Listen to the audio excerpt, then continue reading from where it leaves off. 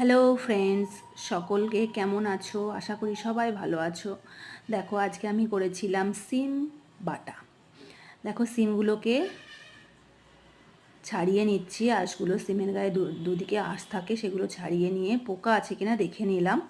তারপরে জল দিয়ে ভালো করে ধুয়ে, দেখো অল্প একটু একটা পাত্রে জল দিয়ে একটু লবণ দিয়ে বসিয়ে দিলাম।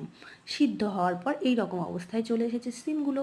তারপর সিমগুলোকে জল ছেঁকে নিয়ে মিক্সি বা বাটিতে নিয়ে নিলাম।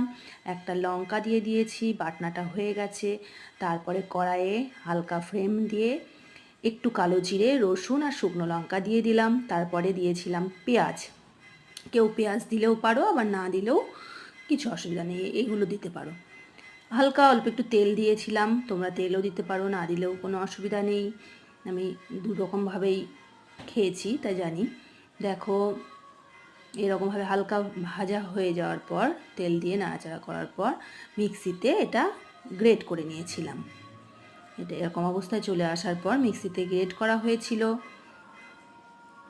দেখো, সিম বাটা এই যে এই রকম অবস্থায় চলে এসে গ্রেট করার পর দেখো হালকা তেল দিয়ে, কড়াইয়ে তেল দিয়ে এই সিম বাটা আর পেঁয়াজটাকে ভালো করে টেলে নেব। মানে যতক্ষণ না এই জলটা মানে শুকোচ্ছে আর কি, জলটা বেরিয়ে যেটা শুকিয়ে যাবে, ভালো করে নাড়া এরকমভাবে নাড়া দেওয়ার পর শুকোবে। তারপরে একটু লবণ দিতে হবে, এর মধ্যে একটু হলুদ সামান্য পরিমাণ মতো, আর অল্প একটু চিনি দিয়ে নিলাম, যে যেমন খাবে দিয়ে নেবে।